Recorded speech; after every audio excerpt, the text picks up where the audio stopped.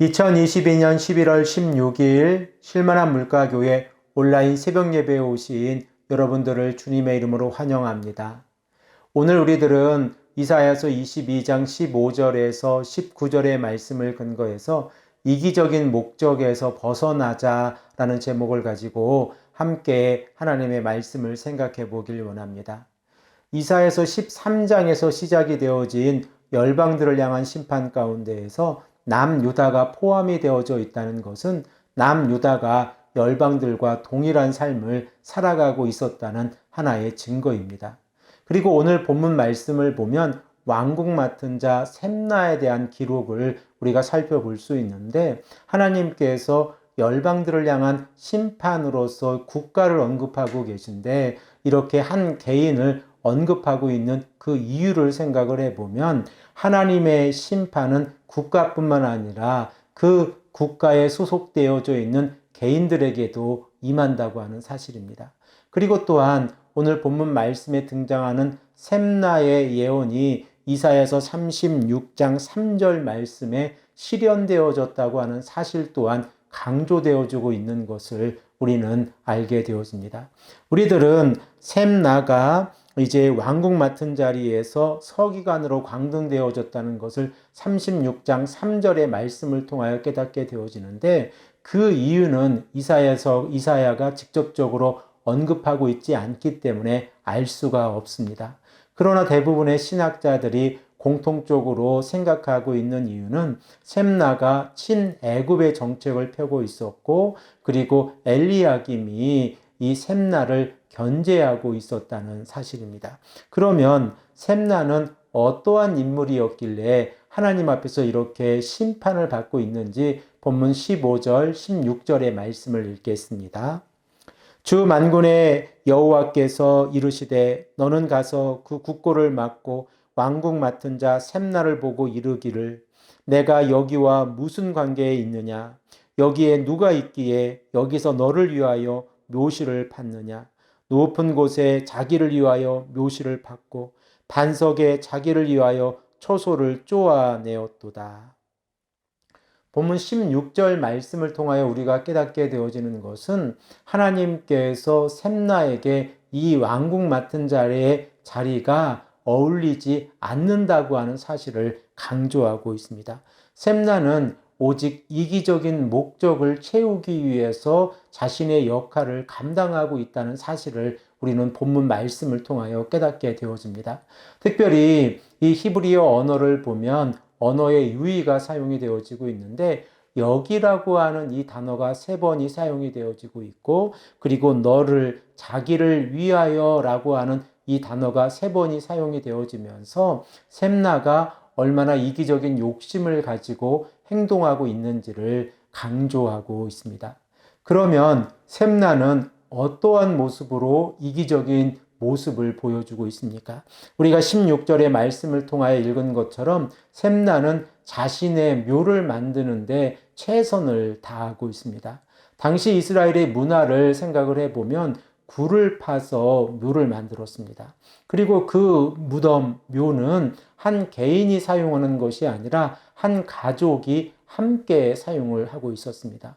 그러므로 그 묘실의 크기와 규모에 따라서 그 가문의 그 지위와 신분이 결정되어지는 모습을 우리는 생각해 볼 수 있습니다.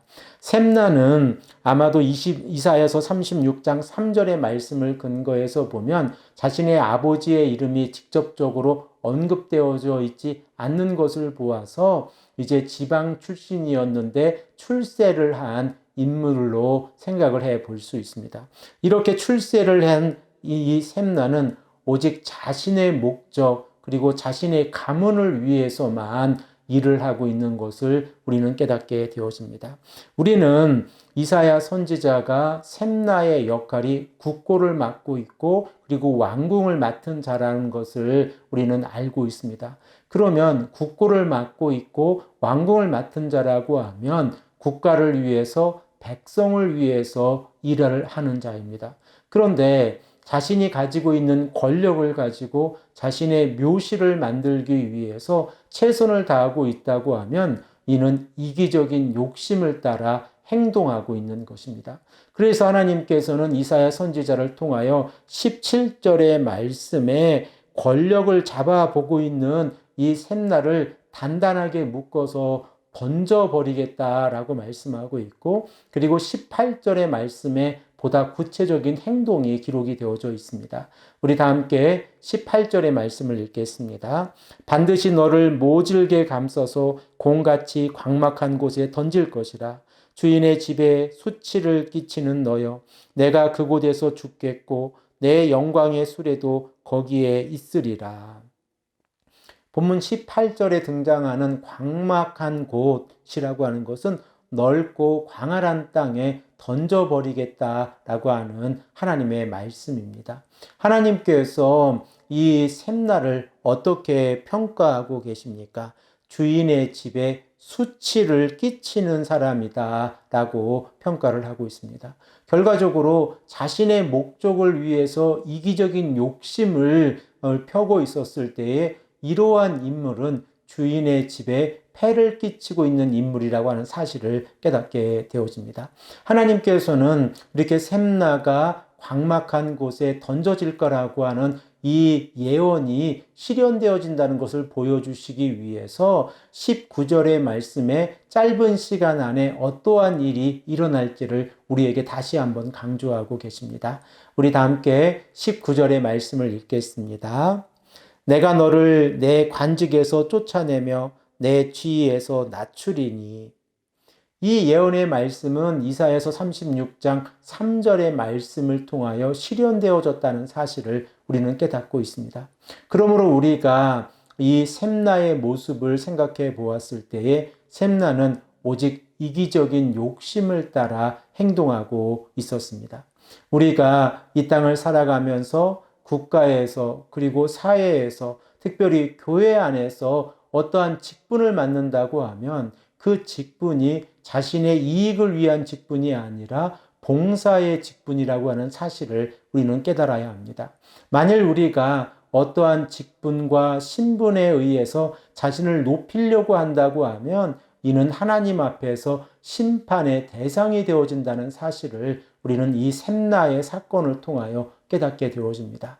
오직 겸손하게 하나님을 섬기는 것은 우리가 이 땅을 살아가면서 자신의 직분을 잘 감당하고 말씀에 순종하며 우리가 우리의 삶의 목적을 위해서 움직이는 것이 아니라 하나님의 삶의 목적을 따라 움직이는 삶입니다.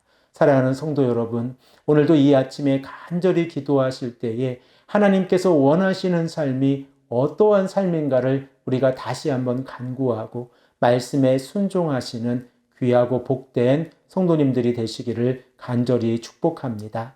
함께 기도드리겠습니다. 아버지 하나님 감사합니다. 오늘도 우리에게 말씀하셔서 이기적인 욕심이 얼마나 큰 결과를 가져오는지를 우리가 생각해 보게 하시니 감사합니다. 아버지 하나님, 우리들의 마음 가운데에서도 이기적인 욕심이 있습니다. 이러한 욕심을 내려놓게 하시고 겸손한 하나님의 종, 겸손한 하나님의 성도들이 될 수 있도록 인도하여 주시옵소서. 오늘도 이 아침에 우리가 간절히 기도할 때에 하나님께서 원하시는 겸손이 우리들의 삶 가운데서 어떻게 실현되어지는지를 다시 한번 하나님께 간구하는 기도의 시간이 될 수 있도록 인도하여 주시옵소서.